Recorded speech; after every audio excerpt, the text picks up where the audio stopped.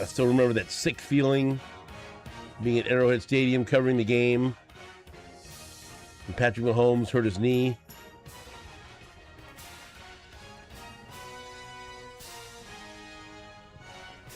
Then the horrific display of football that we had to sit through for the next several weeks. Man. But, I mean, it wasn't that long ago that we were all fired up. That week, that wonderful weekend to start the football season. I was down in Columbia. We were all fired up. Had Friday night, the Chiefs and the Chargers, and then the next day, Mizzou and Kansas. And that Chiefs and Chargers game just did not go well. Xavier Worthy got hurt. And remember, Chris Jones freelanced on a big third down that allowed Herbert to get the first down. It just I don't know. There was something off from that first week. And this was the team that was just coming off attempting to win 3 Super Bowls in a row. And we waited for things to click. And it just really never did. I mean, they weren't terrible. They were hovering around 500. They were still in the thick of things. They still had a chance to make the playoffs until Mahomes got hurt. Then every chance went out the door. But, I mean, still, even now, I'm looking at projections and predictions. So many different NFL analysts having the Chiefs either barely making the playoffs or not making the playoffs, not winning the division again. And look, a lot of these people couldn't wait to rip the Chiefs apart. You know, you build them up, then you can tear them down. Just like with Joe Valerio when we were talking about that article from Connor Orr at Sports Illustrated where he identified 14 teams that could win the Super Bowl this year, and the Chiefs weren't one of them. Which is this is goofy. If you're going to go 14 deep, you don't have the Chiefs one of them, then you're a troll. He even says, probably seems like I'm being a troll. Yeah, it does, Connor. It sure does. But it's just wild to me that we're just a year removed from this team building a dynasty still, even though they lost that Super Bowl. And they were going to Super Bowls every year. And now there's so many people that feel like it's not even a playoff team. I am not one of them. I think last year it was a step back. Clearly it was a step back. But I believe, and I'm hoping that it was take one step back to take a couple forward. Move on from your offensive coordinator and bring Eric Bieniemy back. Finally realize you needed a professional wide receiver coach. You bring in Chad O'Shea, another new voice, and DeMarco Murray to coach the running backs. Get serious about investing in your running back room with Kenneth Walker III. Quit jacking around with that.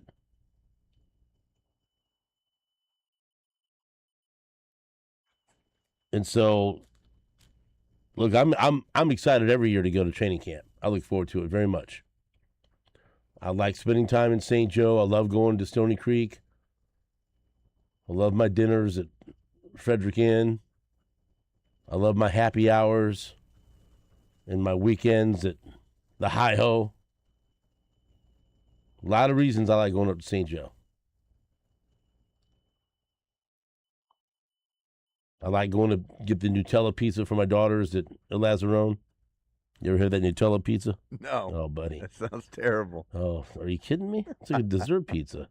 Oh. It's like bread with, what's terrible with bread and chocolate and strawberries? I don't know. I want my pizza to have sauce and cheese. I'm not. But I'm not a big dessert. It's a dessert. Pizza. Yeah. Well. Hey, you asked me. Yeah. If I ever had it. No. Right. I'd rather overeat on regular pizza. Right. I like to lift up our partners here on Sports Radio 810. I like El Lazaron. There you go. I love their pizza. There we go. I'm just not a dessert pizza guy.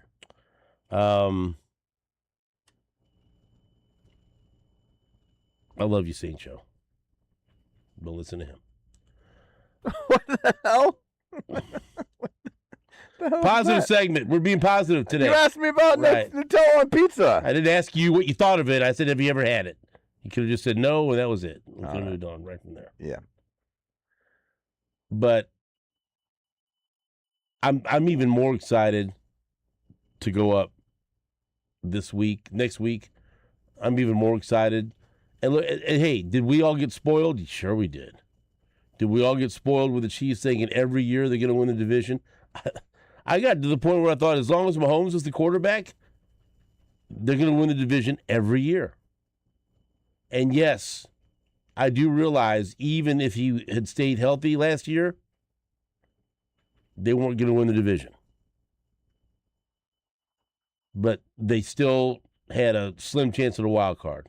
I won't give up on that idea. But the division title streak was coming to an end. And honestly, I didn't think that would happen as long as Andy Reid and Patrick Mahomes were the head coach and quarterback. And we got spoiled. I know I got spoiled. We just assumed. Hell, we got to the point where we just took it for granted every year they're in the AFC Championship game. Think about that. We don't think that way now because they missed the playoffs last year. But at this time last year, well, we know they're going to the AFC Championship game because that's what they do every year with Mahomes. Now we just have to see if they win the championship game and then what happens when they get to the Super Bowl. There was no other options. There was no, well, I hope they make the playoffs. Of course they're going to make the playoffs. There was no, well, I hope they win Wild Card Weekend. They're not playing Wild Card Weekend. They're going to be the 1 seed, even though they weren't the 1 seed all the time. That's what we thought, you know. That's what our mindset was.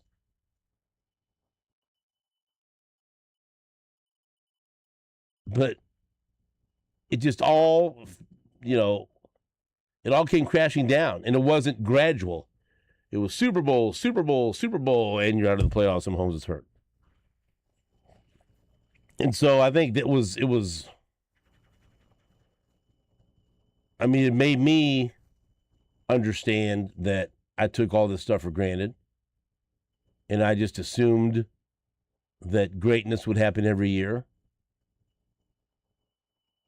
And it's not as easy as they made it seem. And look back, man, there was nothing easy about it. But they made it seem easy. They made it seem automatic. They made it seem like a done deal. And the fact that what happened last year should make everything that happened leading up to last year even better, even more impressive. It's incredible. Even when you factor in last year, it's incredible what they've done since Andy Reid and Patrick Mahomes have become a combo. And that's why I'm just so, and again, maybe I'm not surprised. Maybe I shouldn't be surprised, but I am that so many people are so quick just to wipe away everything that happened in all the years before because of one bad year. Recency bias, what have you done for me lately? I get it. But haven't they shown they're elite? Haven't they shown that they get the benefit of the doubt?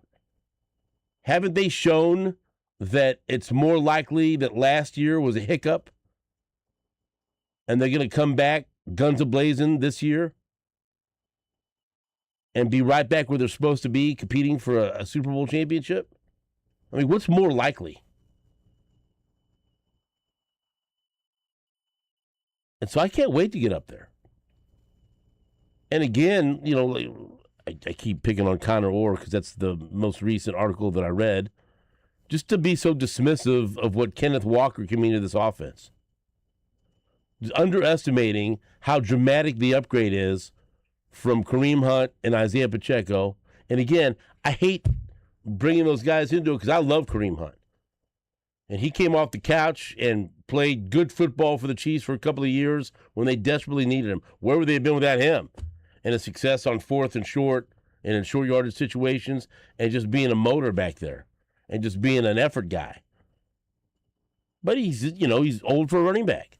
He doesn't have that same burst. And Isaiah Pacheco, after his leg injury, he came back and it was like he was possessed by someone who had not played running back before at times. He just never looked the same. And the lack of explosive plays was mind-boggling. It was shocking. They were non-existent. You had one by Kareem Hunt, and that's it. They never broke off explosive plays. And so then you bring in Kenneth Walker, one of the best at explosive plays, a guy that is going to be such a dramatic upgrade, and a couple of other running backs in the room I think will be upgrades.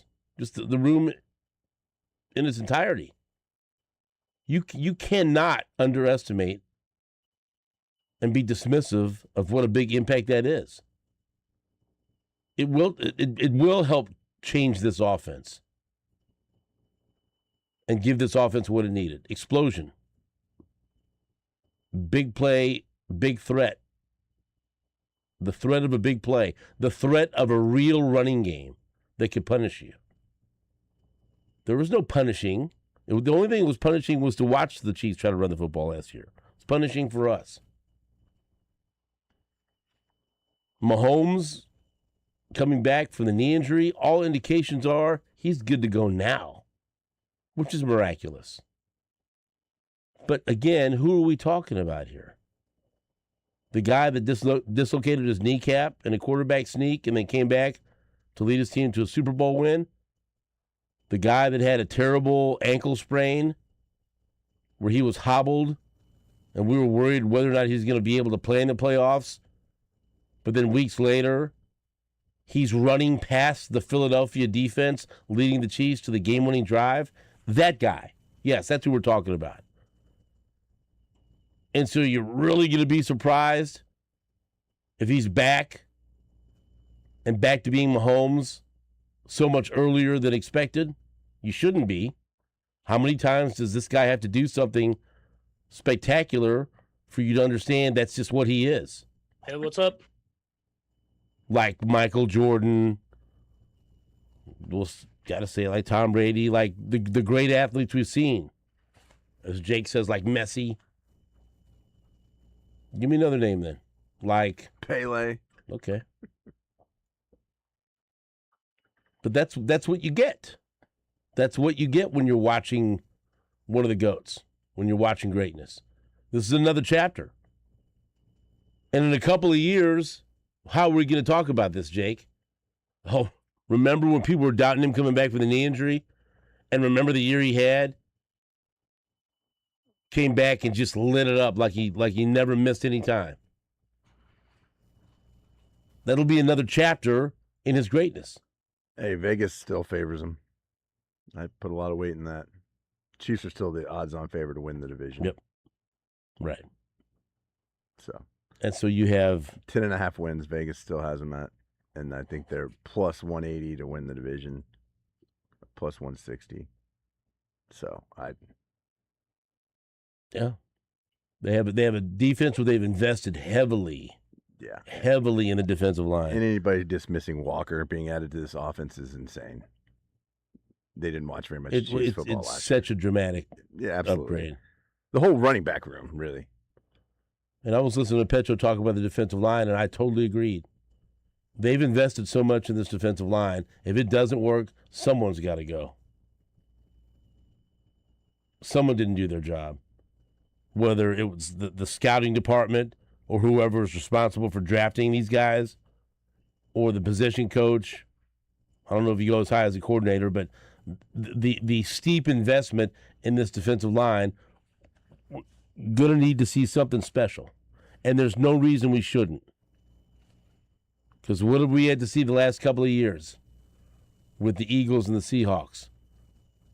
Just waves of pass rushers with fresh legs harassing the quarterback. George Karlaftis, first-round pick, and a big extension. Chris Jones, one of the highest-paid defensive players in football. Kyrus Tonga, they went out and overpaid for him in free agency, but is it really an overpay if he settles a spot that you've needed to fill for a couple of years and he comes in and balls out? R. Mason Thomas, second-round pick. Peter Woods, first-round pick.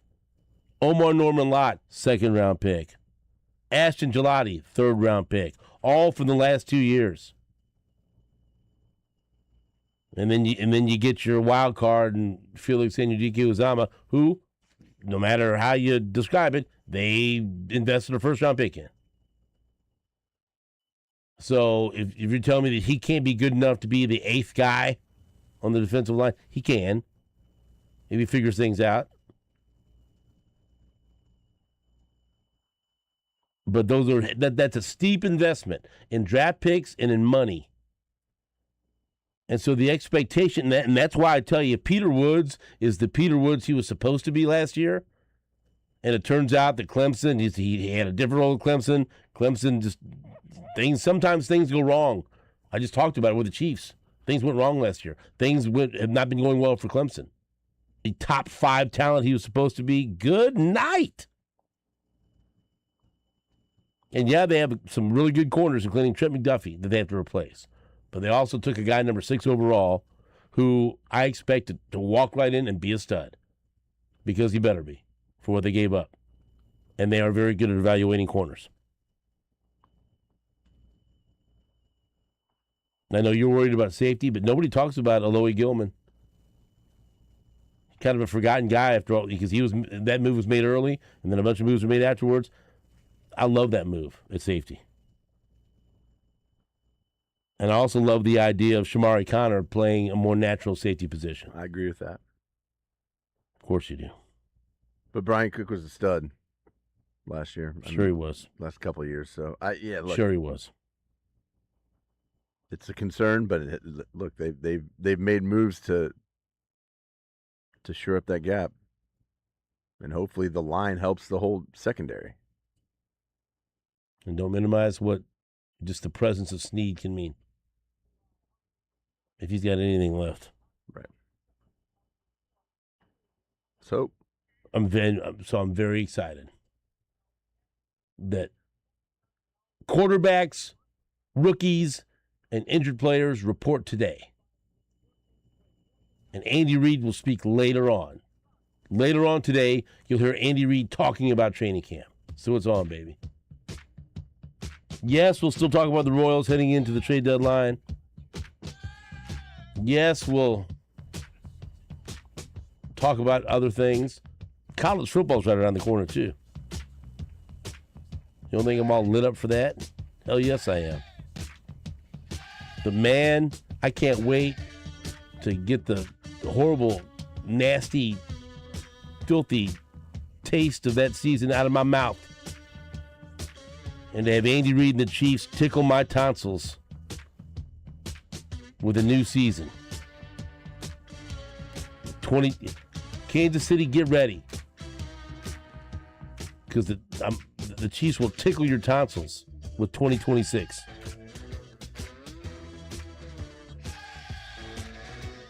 Let's go, dude. Well, I am going to go. I'll be up there Tuesday. Locked in my room at Stony Creek. Football's back today. We'll take a break. Back into this on WHB.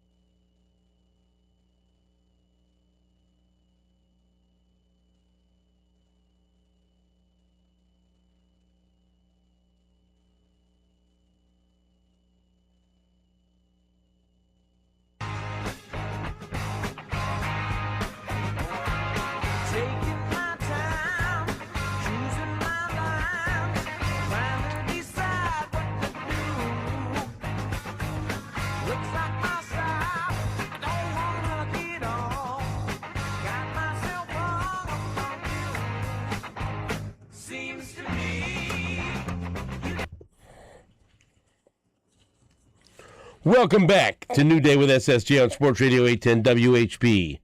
Stephen St. John, Jake Gutierrez, Deebs, and now Stan Weber on this Friday, July 24th, 2026. Stan, good morning. How are you? I am great. Good morning. Football. Today. We'll hear from Andy Reid later today and maybe some others.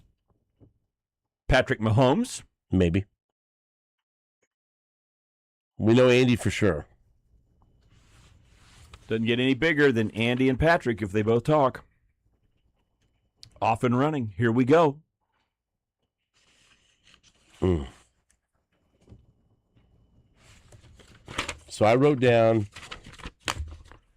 biggest storylines that I'm looking forward to watching in training camp when I head up there on Tuesday, and most of them are obvious. But I'll read them to you, and I'm curious to hear what you say and what Jake says. Give me your top maybe two or three. Which storylines are you most interested in following? Obviously, number one, I think, is Patrick Mahomes and his knee. Just say, is he okay? Does he look good? Is he staying healthy? Will he play in week one? All of it. Well, yes. Of the regular season? Yes. I'll tell you that, yes. Okay. There are a lot of people out there who don't say that, so that's good news. Right. Confirmation is fine. But yes, see some more evidence that will back that up. The battle at right tackle. Is there really a battle at right tackle? Is it going to be Jalen Moore, Esapole, the impressive undrafted free agent last year? They got some good playing time that they like a lot, and this Khalil Benson, who's an undrafted free agent from this year, who started for the national champion Indiana Hoosiers, who's been turning heads. Is it really a battle? Or are they just saying this to motivate Jalen Moore? Or is this going to be a competition? Because that's a big deal. I think it'll be a competition. Well, because Jalen Moore will allow it to be. Well, I'm going to look They forward would to rather it not be. Right. But it'll be fun for you to watch. Or maybe and Benson, it'll make preseason more interesting because as they rotate guys through, a lot of times you get down to, these guys aren't going to be on the roster. We know that. They're going to get cut. Please try to keep my interest, and you can't late in a preseason game. But with these guys, for them to get their reps, you just went 3 deep right there. And maybe deep into a game. Moore allows it, and maybe Benson forces it too. Maybe it could be both. Well, I think Benson will. There's a swagger about those Indiana players. When you get used to winning, It should be. you don't know any better until you get punched in the mouth. So he may have a good preseason. But Jalen Moore will still be his equal all the way till the last decisions. The wide receiver room. Rice, Worthy, and Thornton. Will they all stay healthy and stay on the field during training camp? And will it look like they are enough to be the top 3 wide receivers? And who steps in behind them? Who has a good camp to show that you have faith in them being the 4 and the 5? Cyrus Allen, the draft pick from this year. Jalen Royals, the draft pick that did nothing last year. An undrafted free agent. Nico Remigio seems like he has the inside edge to make the team as the 6th receiver because of his special teams and his return ability, and Dave Tobe loves him, but who's going to be the 4 and the 5? Is it simple as the draft picks? It's Royals, it's Allen, and is that going to be enough? Or do we watch training camp, and as training camp plays out, we think they got to go out and sign somebody else? Well, I think regarding the wide receivers, Allen and Royals is the spot to watch. Their development in preseason. What do we learn about them when they get some more reps? How do they look? How comfortable do you feel? What steps have they made to improve, and what improvement do you see in training camp and in preseason? I think that's all worth watching. And, oh, by the way, that makes all the other preseason games in the NFL worth watching because I think they're going to have their eye out there for others to pick up. The first part of your question, in my opinion, is an absolute zero chance of learning anything. Nothing in training camp or preseason will tell you about those first 3. You know who they are. It's all about the regular season. Now, if they get hurt in preseason, then, yeah, that's a bad start because Xavier Worthy isn't very strong. He's injury-prone in the fact that when he got hit last year, he never was fully himself. And so he stuck in there. He fought hard as a human being and played hard, but he wasn't as effective. He needs to be physically 100% and play with confidence. Rashid Rice will be worth watching. What kind of shape is he in? How does his knee work? But I think that question is just going to be advanced right now. It's fun to ask today. Great question. But talk to me in week 1 when the game's out there and Patrick Mahomes